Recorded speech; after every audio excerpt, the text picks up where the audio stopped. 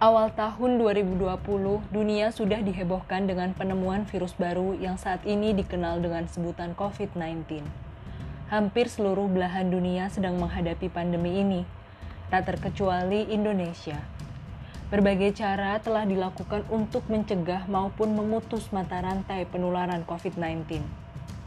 Pembatasan sosial, penutupan tempat ibadah, tempat rekreasi, dan tempat umum lainnya. Pekerjaan dirumahkan, sekolah, kuliah, sidang skripsi, semua didaringkan, termasuk kuliah kerja nyata.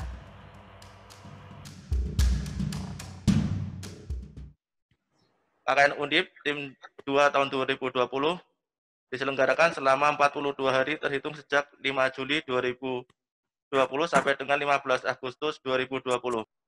Dengan adanya kasus pandemi COVID-19 ini, maka kegiatan KKN tim 2 tahun 2020 mengalami perubahan.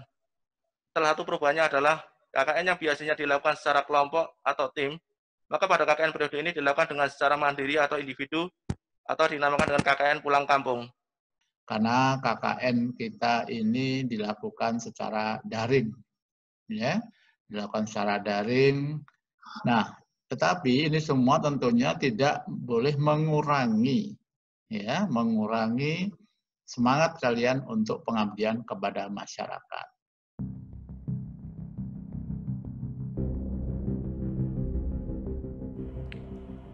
Dan inilah kisahku, KKN di Desa Penari. Bukan. Inilah kisahku, KKN di desa sendiri.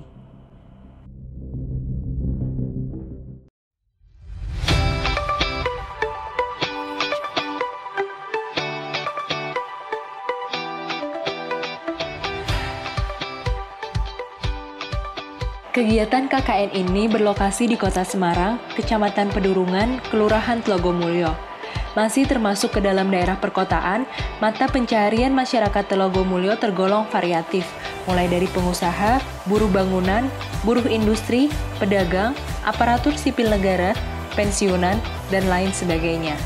Secara keseluruhan, tingkat pendapatan masyarakat dapat dikatakan cukup, namun tidak menutup kemungkinan bahwa masih terdapat penduduk yang dapat dikatakan kurang mampu yang disebabkan oleh berbagai faktor seperti upah yang rendah dan mahalnya barang kebutuhan pokok. Terlebih di masa pandemi seperti ini, banyak warga yang merasakan dampaknya terhadap mata pencaharian. Berdasarkan hasil survei yang telah dilakukan, sebanyak 70,3% masyarakat mengatakan COVID-19 berdampak pada pekerjaan mereka. Dan sebanyak 70,3% masyarakat tidak memiliki kegiatan baru selama pandemi.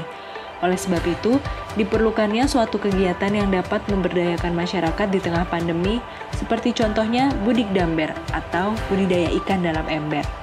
Berdasarkan hasil survei yang telah dilakukan, 45,9% masyarakat belum pernah mendengar istilah budik damber, 62,2% masyarakat belum mengetahui manfaat budik damber, dan 73% belum mengetahui cara melakukan budik damber. Survei juga dilakukan kepada masyarakat mengenai penerapan adaptasi kebiasaan baru. Sebanyak 94,6% masyarakat telah mendengar istilah adaptasi kebiasaan baru.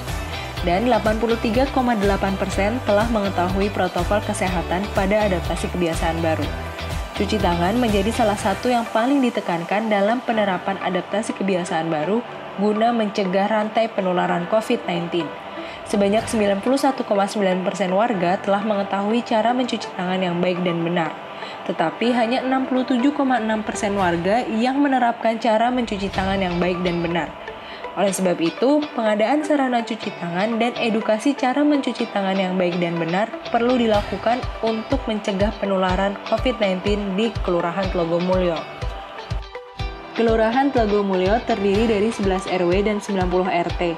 Jumlah penduduk total per Juni 2020 adalah 16.503 jiwa yang terdiri dari 8.305 jiwa penduduk laki-laki dan 8.198 jiwa penduduk perempuan. Kelurahan ini memiliki luas wilayah sekitar 200 hektar dengan dilengkapi berbagai fasilitas umum seperti sarana pendidikan, kesehatan, dan tempat ibadah. Tak jarang pula kita temui berbagai usaha milik warga seperti toko kelontong dan warung makan. Pengadaan sarana cuci tangan di warung makan yang ada di sekitar Kelurahan Tlogomulyo dirasa penting untuk menerapkan protokol kesehatan dalam adaptasi kebiasaan baru. Hal ini dapat menjadi bentuk dukungan dalam memutus mata rantai penularan COVID-19. Kelurahan Tlogomulyo termasuk dalam wilayah perkotaan yang sebagian wilayahnya merupakan perumahan atau hunian warga. Hal ini menjadi potensi sekaligus tantangan bagi masyarakat untuk bisa memanfaatkan lahan yang terbatas. Pengenalan budik damber atau budidaya ikan dalam ember merupakan pemberdayaan masyarakat yang juga turut serta dalam upaya menjaga ketahanan pangan. Masyarakat Kelurahan Tlogomulyo dirasa cukup mudah dalam mengakses internet sehingga sosialisasi terkait program KKN dapat lebih mudah dilakukan. Program KKN tentang pengenalan budik damber dilakukan secara luring maupun daring.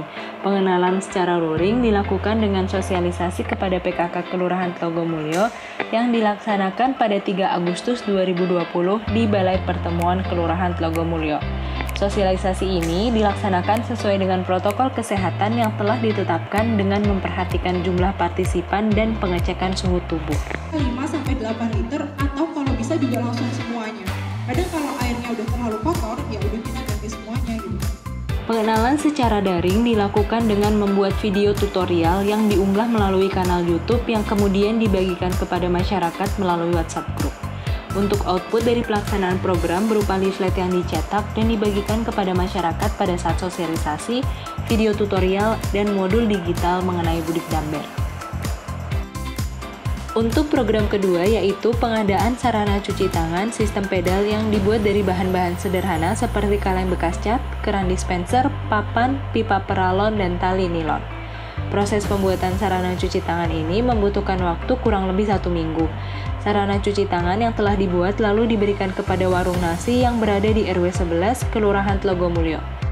Sarana cuci tangan juga dilengkapi dengan sabun dan poster cara mencuci tangan yang baik dan benar sesuai dengan anjuran Badan Kesehatan Dunia. Untuk output dari program ini adalah sarana cuci tangan sistem pedal dan modul cuci tangan digital yang dapat diunduh oleh masyarakat. Kegiatan lain yang dilakukan selama KKN adalah penyemprotan desinfektan, peresmian lapangan bulu tangkis, penyuluhan stunting, penerimaan bantuan sembako, posyandu.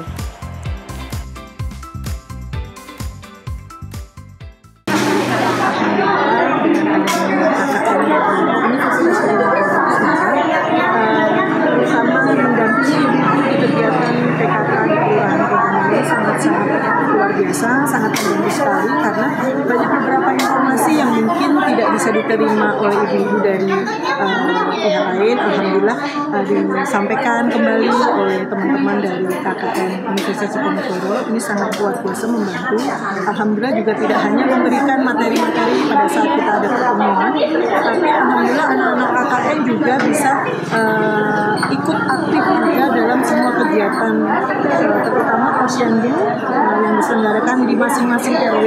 Seperti pada saat ini kita sedang melaksanakan kegiatan posyandu di wilayah RW 4. Karena tadi pagi juga ada di wilayah RW 6, juga RW 5. Alhamdulillah peran serta daripada KKN sebenarnya memang sangat-sangat dibutuhkan sekali oleh kami tim pengelola PKK baik tingkat kelurahan maupun di wilayah. Mungkin ke depan karena kondisinya sekarang ini sedang pandemik ya, jadi tidak banyak yang bisa dilakukan, tapi apa yang dilakukan sekarang sudah sangat membantu. Insya Allah ke depan mungkin bisa disampaikan ke pihak universitas kegiatan KKN baik di wilayah kelurahan maupun di wilayah masyarakat di wilayah Kelurahan Tlogomulyo lebih pada di prakteknya. Untuk materi mungkin sedikit bisa disampaikan, kemudian terjun langsung ke wilayah itu yang terutama sangat-sangat kami perlukan. Nah, mungkin seperti itu. Sampai dengan hari ini, insya Allah semua kegiatan sudah cukup membantu wilayah Kelurahan Tlogomulyo. Demikian.